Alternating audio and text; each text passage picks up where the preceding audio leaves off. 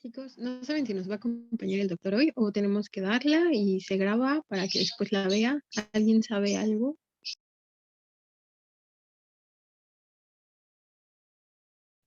No, Dani, ¿ya le mandaste mensaje o ya te comunicaste con él o él no te ha dicho nada?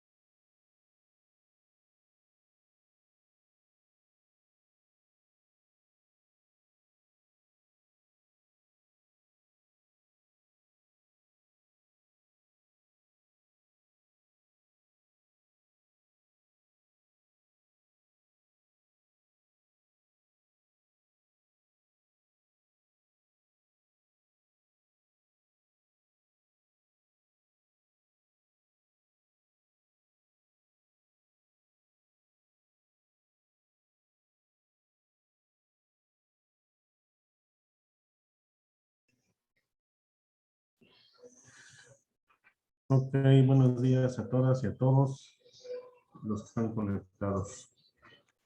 Empezamos, por favor, con otra patología que es muy frecuente en debilitación, ya sea porque vemos pacientes adultos o por lo que usan animales, pero la gonartrosis, igual que la lumbalgia, son patologías bien frecuentes. Empezamos, Carla y Jonathan, por favor.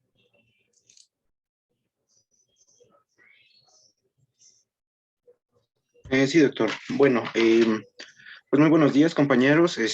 Vamos a hablar respecto a la gonartrosis. Y bueno, vamos a comenzar.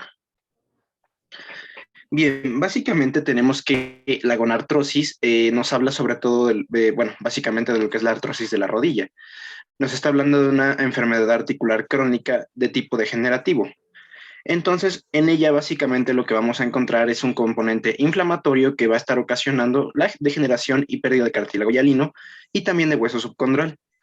Esto a su vez va a estar generando también lo que es daño del tejido sinovial, va a engrosar y esclerosar la lámina subcondral, va a formar osteofitos, distensión de la cápsula articular y también va a haber cambios en los tejidos blandos periarticulares. También hay que tomar en cuenta que, bueno, la importancia de todo esto es que en una rodilla sana, pues obviamente va a poderse flexionar y extender con normalidad y con toda facilidad. El problema es que cuando tenemos la gonartrosis, pues básicamente el cartílago se va a estar degenerando. Entonces recordemos que el cartílago básicamente es un tejido blando, resistente y de baja fricción, y pues este va a estar cubriendo, protegiendo y amortiguando lo que son los extremos de los huesos que están formando la articulación de la rodilla, que básicamente son el fémur, la tibia y la rótula. Entonces, si este es como el colchoncito que amortigua tanto roce y pues lo que es roce de hueso con hueso, y este se está desgastando, pues obviamente es lo que va a estar causando sobre todo este dolor y esta sintomatología que presenta la gonartrosis. Entonces, eso es como que en términos muy, muy generales, como para entenderlo. Bueno, dentro de la epidemiología vamos a tener que tiene prevalencia elevada que va a estar aumentando sobre todo con la edad. Va a ser particularmente común en las mujeres principalmente y obviamente un factor importante, como ya dijimos, es la edad, entonces va a estar aumentando todavía más después de los 65 años de edad. Va a tener variaciones geográficas que van a estar entre un 6% y un 43% en la población en general. Y pues esta variación geográfica también va a estar aumentando conforme avanza la edad. Hay que tomar en cuenta que solo un 40% de las artrosis moderadas y el 60% de las formas avanzadas se van a estar volviendo sintomáticas. Bien, dentro de los factores de riesgo, vamos a tener varios de ellos. Ya habíamos mencionado la edad, mayor a 65 años. La obesidad también es un factor importante porque pues recae más peso sobre la articulación y pues va a ser lo que le va a estar desgastando con más facilidad. El sexo femenino, pues se ha visto la tendencia de que es más frecuente en el sexo femenino. La actividad laboral y ejercer también alto impacto en la rodilla. Por ejemplo, pues aquellos deportistas que son de alto rendimiento, pues obviamente en su adultez pueden llegar a sufrir este tipo de lesiones, o también personas en actividades laborales en las que cargan con mucho peso o que tienen este tipo pues sí, ¿cómo decirlo? Como de fuerzas que están constantemente lesionando a la articulación. Otro lado también tenemos a los traumatismos, simplemente caídas o golpes directamente en la articulación pueden lesionar y degenerar poco a poco esta articulación. La mala alineación articular también, porque en este caso el cartílago no está haciendo una buena, pues no está fijándose adecuadamente, entonces pues la mala alineación también puede causarla. También tenemos factores genéticos, metabólicos, la debilidad muscular y también la velocidad de la marcha. Bien, continuando con los factores de riesgo, pues van a ser modificables, parcialmente modificables y no modificables. Esto simplemente así es rápido. Modificables, la sobrecarga articular y la obesidad, pues se pueden modificar con los tratamientos adecuados. Los parcialmente modificables, el trauma mayor, la atrofia de cuádriceps y la enfermedad inflamatoria articular. Más que nada parcialmente porque pues puede ser que aún con el tratamiento no queden del todo bien, entonces por eso es como parcialmente modificables. Y pues definitivamente los no modificables, como la edad, el sexo, la raza, los trastornos endocrinos o metabólicos, factores genéticos y trastornos congénitos o del desarrollo.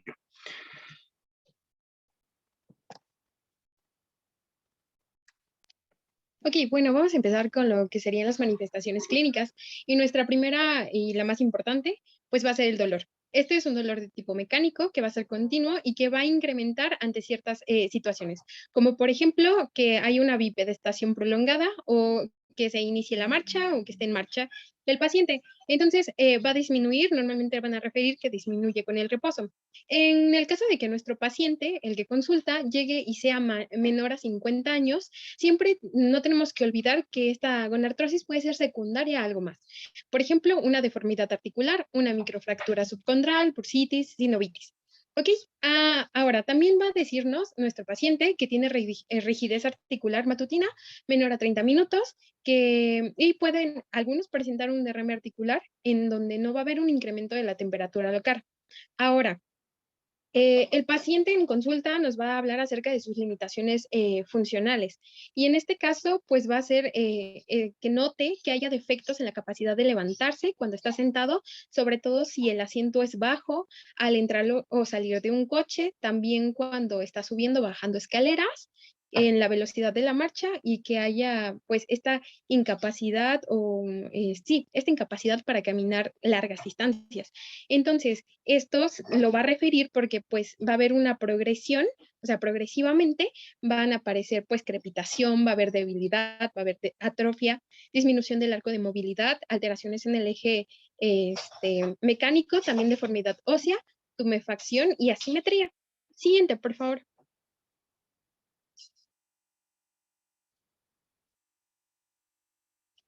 Ok, en cuanto a, bueno, antes de empezar con esto, pues tenemos que recordar que es importante saber que la rodilla es una articulación de carga, es vulnerable a los traumatismos, tanto de uso como desgaste, y que frecuentemente se va a lesionar por las sobrecargas persistentes, justo lo que les comentaba mi compañero, y por los movimientos repentinos e incontrolados. Entonces, dentro de la exploración clínica, iniciamos con la inspección. En la inspección vamos a valorar lo que sería la alineación del miembro inferior. En condiciones normales, la carga debería de distribuirse de manera equilibrada entre ambos cóndilos o platillos tibiales que forman nuestra rodilla. Por lo tanto, cuando el paciente junta sus pies, tanto los tobillos como las rodillas se van a juntar al mismo tiempo. Pero cuando hay una alteración en el eje mecánico, vamos a observar que, por ejemplo, dos variantes.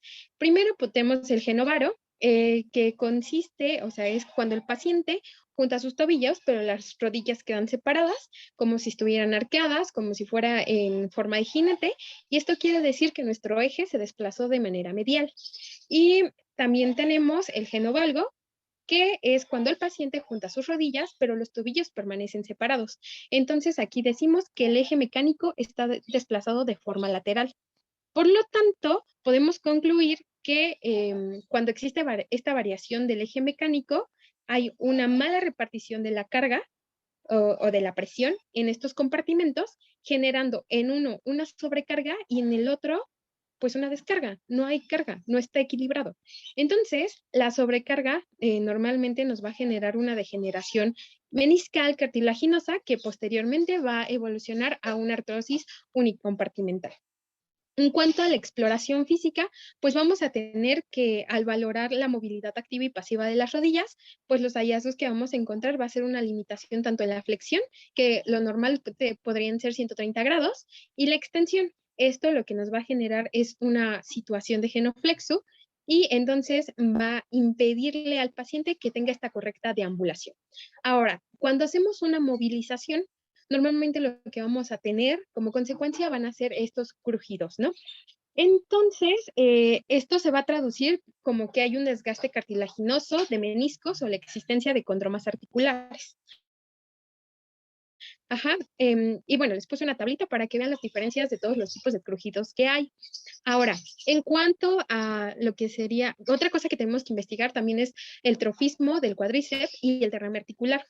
En cuanto al derrame articular, tenemos que saber que normalmente suele resolverse de manera espontánea en unos días y que va a ser de presentación brusca. ¿Qué va a pasar? Este líquido sinovial se va a ir a situar en el fondo del saco cuadricipital. Entonces, lo que vamos a hacer es, para determinar que realmente está habiendo esta acumulación, vamos a usar un signo que se llama el signo de choque rotuliano. ¿En qué consiste? Teniendo al paciente con la extremidad en extensión, vamos a presionar con una mano el fondo de saco cuadricipital y esto va a generar que haya la acumulación de líquido de forma distal y después vamos a empujar la rótula contra la tróclea femoral. Entonces, vamos a sentir, o sea, lo que se va a sentir se va a percibir que la rótula choca con el fémur. Entonces, en caso de que esto pase, quiere decir que sí tenemos una acumulación. ¿Qué vamos a hacer cuando encontremos esto? Pues simple, solo vamos a hacer una artrocentesis, en caso de que sí, una artrocentesis, y el líquido que vamos a obtener, pues lo vamos a remitir para hacer un examen tanto citológico, bioquímico como bacteriológico. porque tenemos que determinar si este líquido es de origen mecánico, inflamatorio o infeccioso. Siguiente, por favor.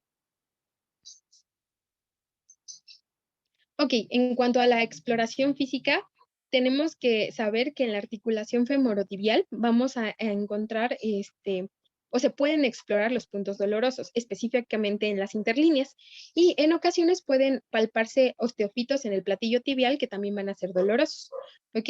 Ahora, van a existir una serie de maniobras que nos van a servir para determinar la presencia de un proceso rotuliano. Entonces, la mayoría va a consistir en evocar dolor. O sea, lo que vamos a hacer es buscar que el paciente tenga dolor. Igual, la mayoría de las maniobras se van a realizar teniendo la rodilla en extensión y el cuádriceps relajado. Las primeras que vamos a ver se llaman cepillo y balanceo. El cepillo lo que consiste en generar pues esta igual sensación de frotamiento entre las superficies articulares de la rótula y de la tróclea femoral. Y bueno, la rótula se va a desplazar manualmente de forma vertical. Esto quiere decir como en forma de su eje, así de arriba hacia abajo, así lo vamos a desplazar. Y el de balanceo, pues realmente consiste en lo mismo, pero el desplazamiento de la tróclea, de la rótula, se va a hacer perpendicularmente. Bueno, en cuanto a la palpación de las facetas rotulianas, pues lo que vamos a hacer es igual con nuestra rodilla en extensión, vamos a provocar la subluxación externa de la rótula y palpar con el dedo índice el reborde y la maniobra de forma viceversa, entonces se repite en forma medial y para generar una subluxación interna. En cuanto a la extensión contraída, pues aquí tenemos una variación y esta nos va a servir para detectar igual que hay una lesión condral. Le pasa a la siguiente, por favor, para que se los explique con la imagen. Siento que es más fácil con la imagen. Entonces, vamos a tener al paciente, debe estar sentado, se le pide que extienda la rodilla y entonces nosotros vamos a poner cierta resistencia. Entonces, esto va a generar automáticamente que se genere una fuerza en el cuádriceps y en la presión femopatelar. Entonces, ¿cómo va a ser positivo? Va a ser positivo si a la extensión se provoca dolor y también se puede valorar con otra variante que es pidiéndole al paciente que se agache como si fuera a hacer una sentadilla y si hay dificultad y dolor al levantarse, pues también se vuelve positiva, ¿no? Vamos a tener otra maniobra que va a ser la presión femopatelar. Realmente esta no tiene un valor definitivo y es inconstante. Básicamente se basa en generar un sufrimiento cartilaginoso y se va a hacer porque nosotros vamos a colocar presión con ambas manos sobre la rótula y pues queremos buscar que haya dolor, ¿no? Otra cosa que tenemos que investigar es la inestabilidad lateral. Entonces, esto lo vamos a hacer mediante el bostezo lateral en extensión. Y bueno, simplemente nos va a decir si va a haber o si hay, hay insuficiencias ligamentosas, que estas insuficiencias pues posteriormente nos pueden condicionar a que haya un agravamiento en la estática de nuestra articulación. Otra de las maniobras que podemos hacer pues es consiste en determinar si tenemos la presencia o no del signo de Soleil. Aquí esta va a estar más enfocada a determinar si tenemos una artrosis patellofemoral. Entonces, realmente no sirve como para identificar el dolor anterior, sino el posterior. Entonces, lo que vamos a hacer aquí, pues, es el examinador va a empujar la patela desde próxima a la distal con los pulgares y vamos a pedirle al paciente que genere una contracción voluntaria que sea lenta y isométrica del cuádriceps y así lo vamos a valorar. En la siguiente, por favor. En cuanto a la GPC, también nos mencionaba el signo de Murray, que esta sí es una prueba específica, sí es fiable, pero es un poquito más para determinar si hay una lesión en los meniscos o si hay presencia de compresión en los meniscos. Entonces, lo que vamos a hacer es flexionar la rodilla lo más que podamos y con la mano en la interlínea, vamos a colocar una mano en la interlínea y la otra vamos a generar la rotación tibial y extensión. Entonces, al lado al que dirijamos el talón, va a ser el menisco el que vamos a estar explorando y vamos a considerarlo como una prueba positiva cuando se escucha como un chasquido. ¿Ok? Entonces, en resumen, los hallazgos clínicos de la exploración física que esperamos encontrar para determinar que estamos ante la presencia de una gonartrosis, pues va a ser que haya edema debido a que hubo o sufrió un derrame sinovial, que haya un aumento de temperatura local, pero tiene que ser muy leve. También un engrosamiento sinovial, la atrofia del músculo cuádriceps, limitación tanto activa como pasiva en los arcos de movimiento, crepitación, dolor,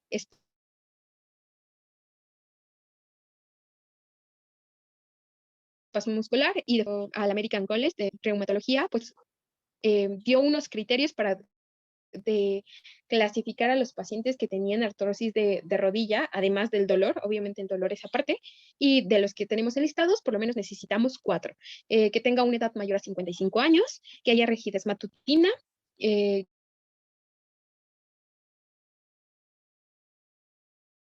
que haya crepitacocios de la articulación, hipertrofia articular de consistencia dura y ausencia de los síntomas leves de inflamación. Siguiente, por favor.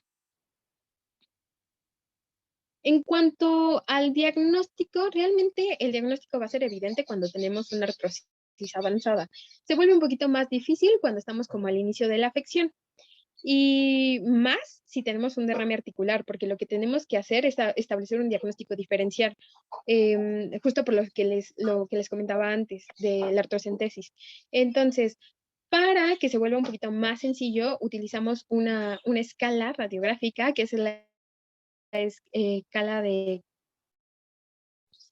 Kellgren y Lawrence, que entonces, por ejemplo, tenemos que 0 va a ser una radiografía normal, pero ya a partir del 1 vamos a tener como es dudoso, tenemos una radiografía dudosa porque vamos a tener un estrechamiento en la interlínea, perdón, y pues también posible osteofitos. Y obviamente como vaya aumentando, pues tenemos el severo, que simplemente ya no podemos ver esta separación entre ambas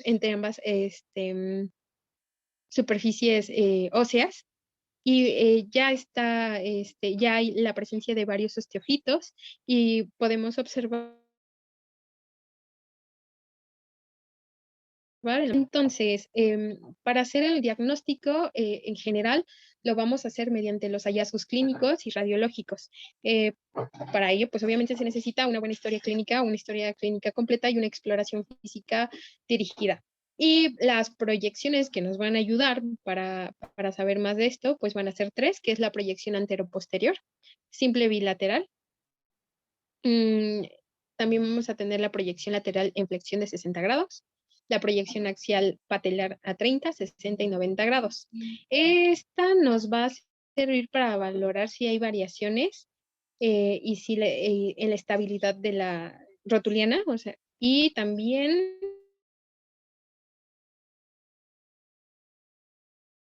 afectada. Para eso nos va a servir esta. Entonces, siguiente, por favor. Tenemos que tener en claro cuáles van a ser las condiciones, las indicaciones, perdón, de la radiografía. Así que primero, pues va a ser que el paciente tenga la presencia de un derrame sinovial, ¿no? También que haya una pérdida del movimiento, del arco de movimiento, sin que tuviera una patología preexistente, que haya un dolor articular severo, que después de la exploración física no hay lesión ligamentaria ni bursitis. O sea, una vez descartados estos diagnósticos, entonces realizamos una radiografía, también si no hay respuesta a un tratamiento conservador y en todos aquellos pacientes que van a ser referidos. Ahora, es importante recordar que cuando hay una acumulación de líquido, no siempre va a ser por causa mecánica.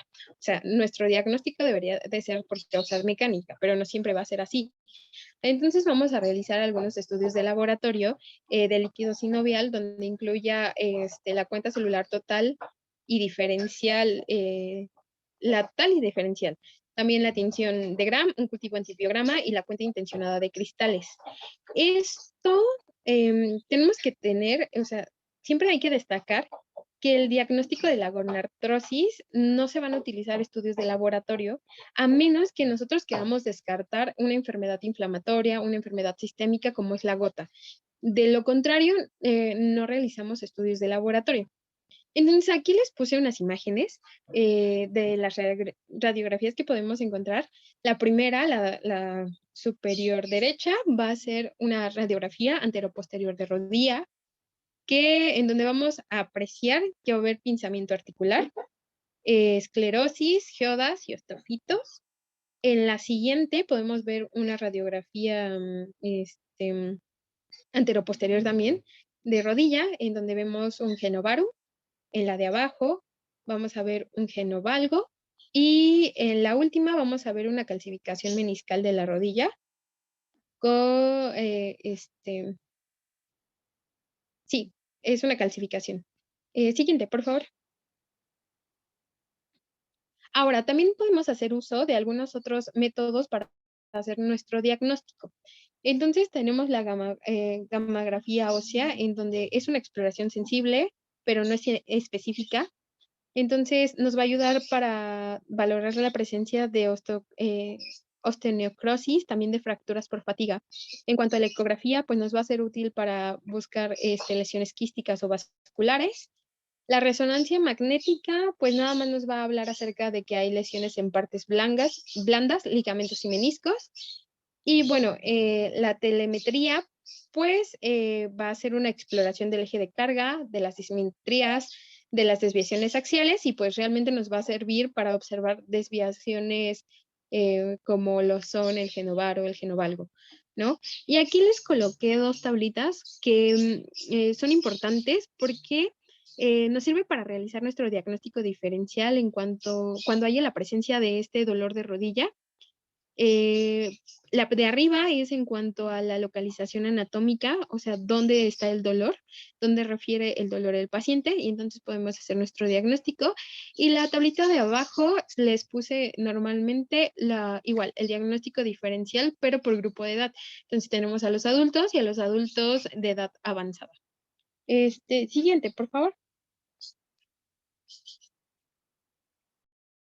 Bueno, ahora continuamos con lo que es el tratamiento. Bueno, vamos a hablar específicamente de lo que es el no farmacológico, el farmacológico y el quirúrgico. Empezando con lo que es el no farmacológico, vamos a tener varias posibilidades. La primera que vamos a revisar es la termoterapia superficial. Básicamente aquí la terapia física va a mejorar el dolor, los arcos de movilidad, la fuerza muscular y también la capacidad funcional. En este caso, vamos a tener la aplicación de calor directamente en la articulación y esto va a ayudar sobre todo a reducir el dolor y la rigidez articular. También al aplicar calor vamos a estar promoviendo la relajación, la flexibilidad y con esto va a mejorar también el flujo de la sangre articular. Por eso es que también ayuda mucho este tratamiento para la gonartrosis. Entonces, a final de cuentas, van a contribuir a la inflamación y al edema, sí, también por un lado, o sea, también está ese riesgo, pero a final de cuentas es benéfico, es mucho más benéfico de lo que puede afectar causando inflamación o edema. Otro que tenemos también es la crioterapia, que básicamente también va a estar reduciendo la inflamación, el dolor, y a su vez va a estar bloqueando a los impulsos nerviosos y el espasmo muscular. Sobre todo va a ser mucho más útil si lo utilizamos en la fase aguda, que es cuando hay más inflamación. También se puede utilizar dentro de las 24 a 48 horas de dolor y también es útil como terapia adjunta en el dolor y la tumefacción también. Hay que recordar que en todo tratamiento de rehabilitación en fase aguda es recomendable usar crioterapia, sobre todo dentro de las primeras 48 horas, precisamente por esta cuestión de que es cuando más inflamado está. Entonces, por eso es importante realizarlo en este momento.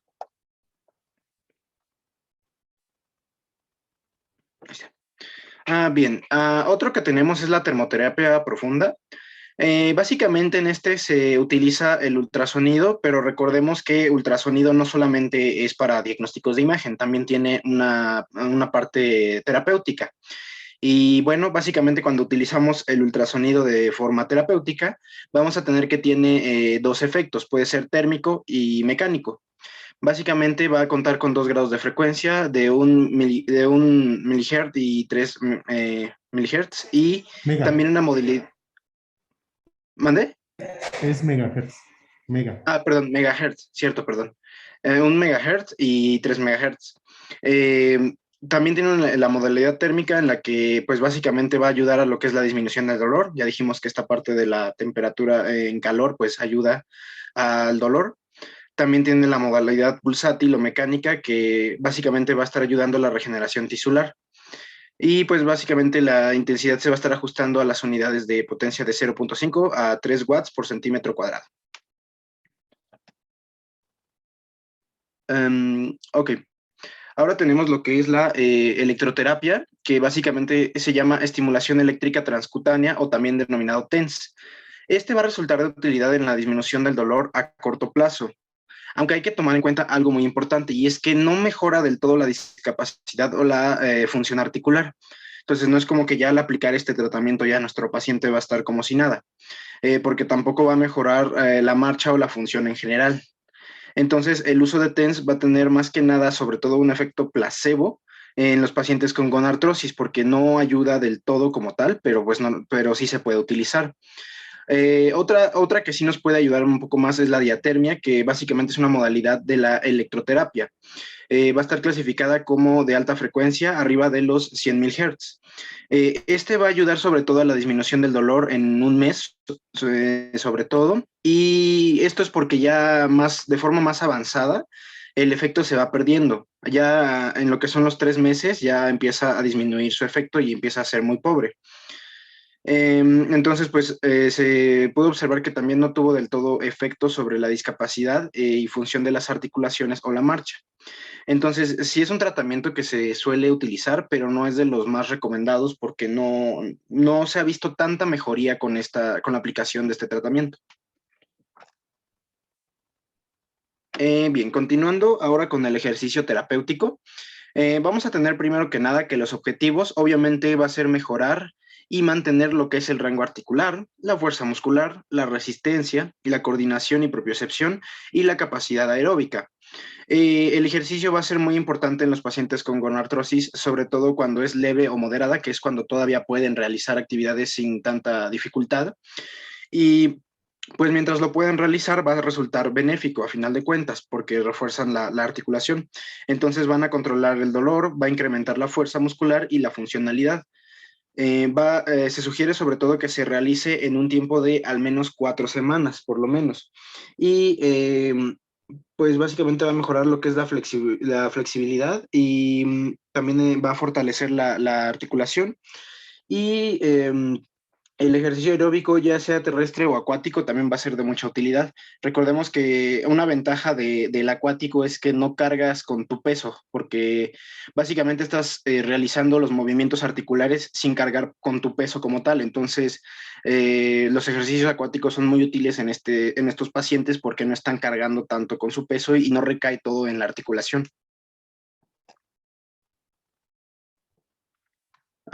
Bien, entonces, dicho todo esto, tenemos que el ejercicio va a ser el tratamiento principal para la osteoartrosis independientemente de la edad. Básicamente va a estar disminuyendo las comorbilidades, disminuye la intensidad del dolor y la discapacidad. Va a ayudar a optimizar la calidad de vida también. Hay que tomar en cuenta que no solamente es realizar ejercicio cuando quiera el paciente. Este debe ser, sobre todo, indefinido mientras siga el malestar. Y sobre todo esto, ¿por qué? Porque cuando los pacientes empiezan a descuidar su ejercicio y lo dejan de lado o ya no lo hacen con la frecuencia adecuada, pues ya no tiene los beneficios que tiene el ejercicio. Es más, puede llegar a ser perjudicial. Entonces, un ejercicio mal implementado puede resultar malo, puede ser malo. Entonces, sí es muy importante especificarle a nuestros pacientes que el ejercicio debe ser constante y que deben de hacerlo, aunque les cueste trabajo, aunque les duela, aunque sientan que es un poco difícil, tienen que realizarlo, porque si no, puede ser peor de lo que sería no hacerlo. Entonces también hay que tomar en cuenta que en este ejercicio va a haber periodos de reposo intermitente y también se va a alternar con otras actividades. No es simplemente va a dedicarse toda la vida a hacer ejercicio, no, sino que también puede realizar sus actividades. El ejercicio aeróbico va a mejorar el dolor y la función. Y hay que tomar en cuenta que los ejercicios isotónicos e isométricos van a ayudar sobre todo a una mayor adherencia. Y los isocinéticos van a ayudar a mejorar el rendimiento físico y la función y la fuerza. Bien, otro tratamiento es la ortesis. Esta básicamente ayuda a corregir y contener la articulación de la rodilla. Va a mejorar el desplazamiento y va a reducir sobre todo el gasto energético. Estos van a incluir sobre todo lo que son vendajes, va a estar indicado en compromiso rotuliano, férulas que van a favorecer la estabilidad y mejorar la alineación, la banda o cinta funcional valguizante o varizante y las plantillas con cuña medial o subtalar. Hay que tomar en cuenta que el uso adecuado de las rodilleras va a disminuir el dolor, la rigidez, la desviación en varo o en valgo, como ya lo mencionábamos con anterioridad, que es esto de desviación en varo o en valgo. Y también va a mejorar la estabilidad articular, el arco de movimiento y también el riesgo de caída. Las férulas de reposo van a tener sobre todo un beneficio en lo que es la etapa aguda y lo que son... Y bueno, también ayuda a lo que es también a la alineación en caso de que haya una inestabilidad articular. En lo que son pacientes con deformidad en varo, la duración de uso de las plantillas va a ser aproximadamente entre 5 y 10 horas al día. ¿Y esto por qué? Porque pues, va a tener mejores resultados a comparación si su duración es menor a este tiempo. Entonces, por eso es muy importante especificar al paciente todo este tipo de condiciones para su tratamiento. Ya dijimos aquí que un tratamiento mal aplicado en general va a resultar muy malo. Bien, otro elemento que nos puede ayudar son los auxiliares de la marcha. Estos van a incluir andadera, muletas y el bastón. Estos básicamente van a depender del grado en el que tenga la lesión al paciente y también dependiendo qué tanta capacidad tiene de realizar sus ejercicios. Obviamente, pues no toda la vida van a permanecer con lo mismo. Es decir, si en un principio están con andadera y solo con andadera pueden estar, bueno, se quedan con la andadera, pero ya cuando empecemos a ver progresión de la enfermedad, que ya vayan mejorando, pues se le solicitaría al paciente pues dejar la andadera y, por ejemplo, empezar a implementar bastón para realizar sus actividades y cada vez ir dependiendo menos de estos auxiliares de la marcha. El propósito, a final de cuentas, es rehabilitar la articulación, no sustituir algo por dejar, bueno, sustituir con algún auxiliar de la marcha para caminar por toda la vida. Y bueno, al final de cuentas, los pacientes con artrosis de rodilla van a recibir también un entrenamiento. Es importante que la altura debe coincidir con el trocánter mayor del fémur y el codo debe estar en una flexión de 30 grados para poderlo sostener. Su uso es del lado contralateral al sintomático cuando el dolor es moderado a severo.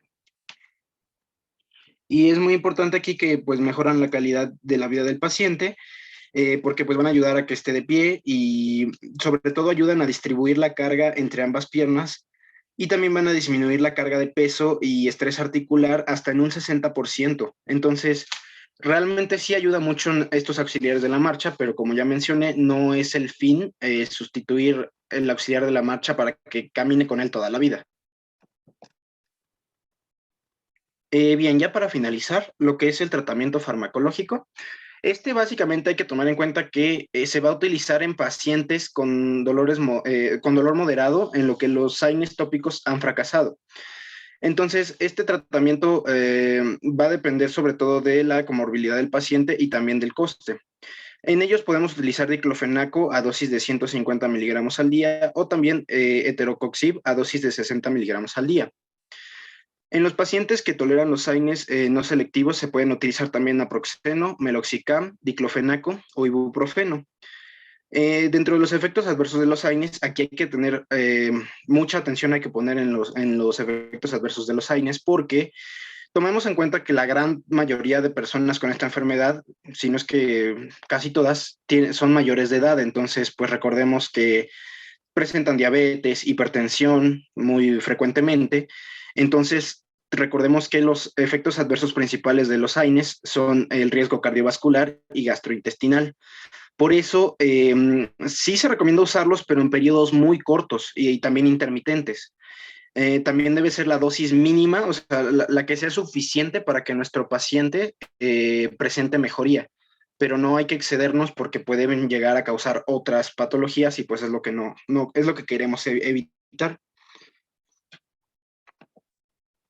Y bien, en pacientes con contraindicación o respuesta insuficiente a los AINES, pues cuando el AINE no está causando el efecto terapéutico que queremos, podemos utilizar lo que es la duloxetina.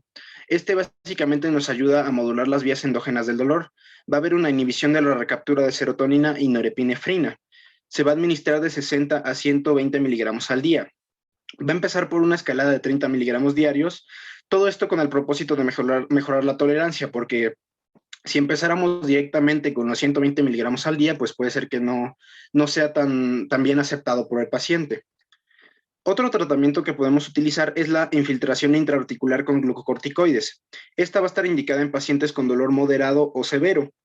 Se desaconseja también su uso, sobre todo cuando hay causa progresiva de destrucción del cartílago en la articulación. De las situaciones clínicas que van a estar influyendo el manejo, va a ser la diabetes mellitus, que pues hay que evitar su uso de AINE, sobre todo en estos pacientes, porque el uso de glucosamina, bueno, aquí el uso de glucosamina no va a alterar como tal el perfil de glucosa en los pacientes.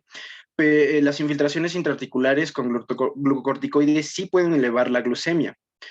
A pesar de esto, a pesar de que sí elevan la glucemia, no van a tener repercusión clínica cuando se proporcionan pacientes que tienen un buen control diabético. En pacientes insulino dependientes se va a recomendar sobre todo advertir la probable necesidad de reajuste de la insulina en los 3 a 5 días siguientes a la infiltración. Entonces, pues como podemos ir observando, el tratamiento farmacológico no es de primera elección en estos casos por estas situaciones precisamente. Como pueden ver, hay muchas complicaciones. Entonces, si se puede aliviar nuestro paciente con rehabilitación, pues sería lo ideal. Otra situación, pues hipertensión arterial, y sobre todo cuando es mal controlada, pues tenemos que los AINES se van a usar en pacientes, sobre todo cuando tienen un buen control de la tensión arterial y que no haya afectación renal.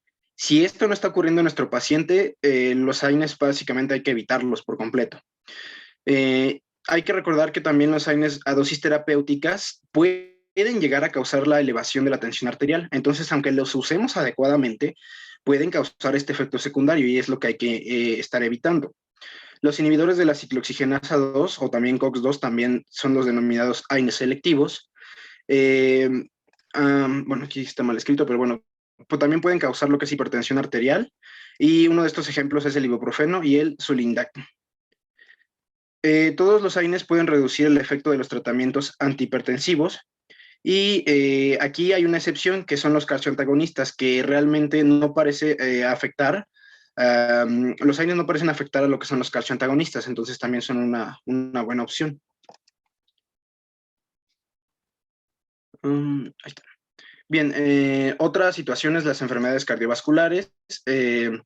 Pues el uso de los AINES también debe evitarse, ya dijimos, porque tiene complicaciones cardiovasculares. Aumentan los efectos cardiovasculares en el tratamiento crónico, sobre todo cuando es con paracetamol. En el caso de los opioides, hay un aumento del riesgo de infarto de miocardio en pacientes en tratamiento crónico con los opioides.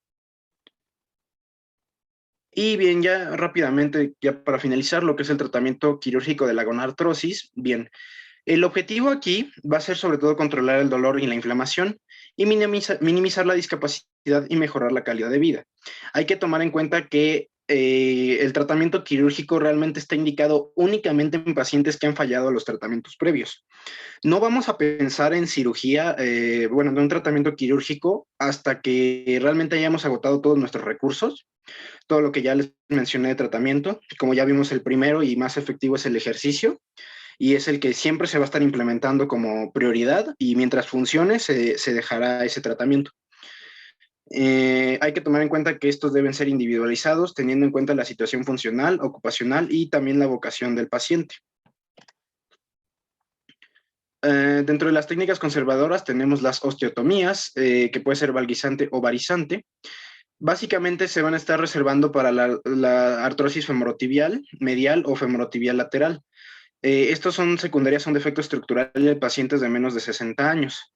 Y pues ya finalmente lo que es la artroplastía se indica después de lo que son los 60 años o incluso antes de una artrosis grave. Se va a estar usando cuando la osteotomía está contraindicada.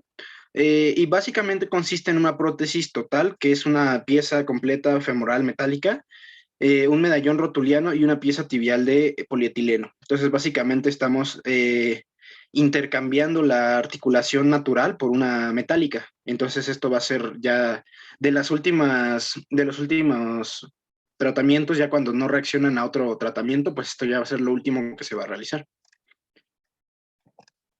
Y bueno, pues con esto finalizamos el tema.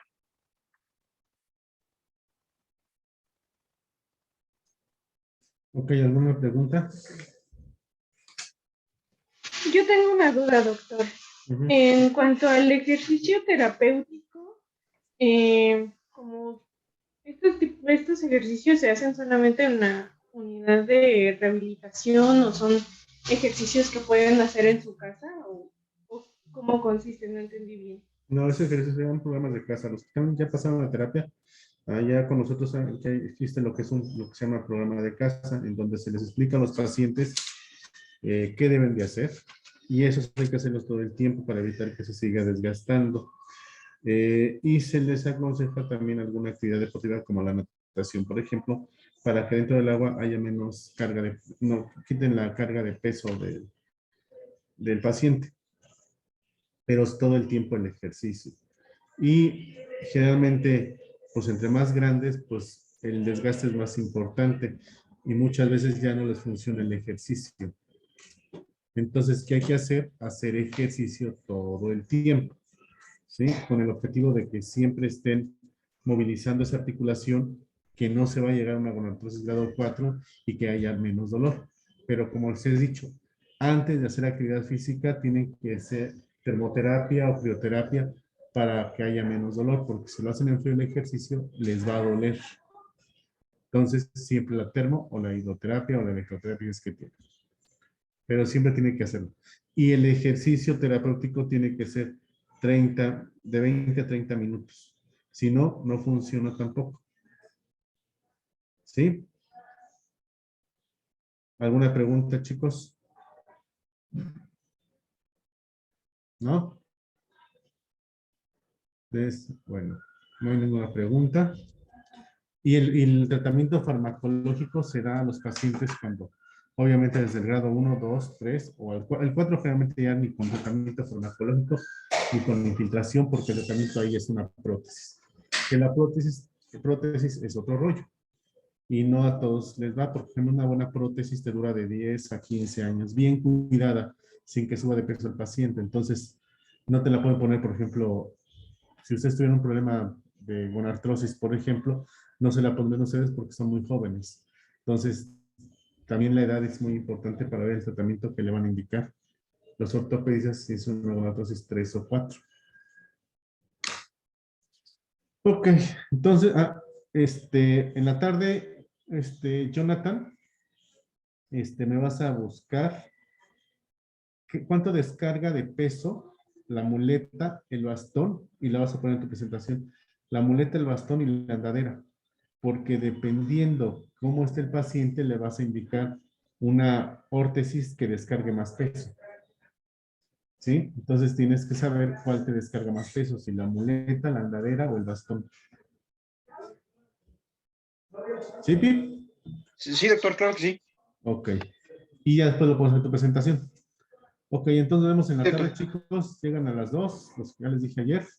Y nos vemos mañana a las 11 igual. Me mandas la liga, por favor, Dani, para que no se me olvide, porque estaba calificando exámenes de calificaron 1.5, 3.6, 3.1, 3.1, 5, 6. Entonces, me había distraído. Ya se me había olvidado. Pero me mandas la liga para que sepa. Me acuerdo más. No, ya estamos en la clase. A las 11, por favor, Dani. Sí, doctor, yo se lo envío. Cuídense. Bye, bye.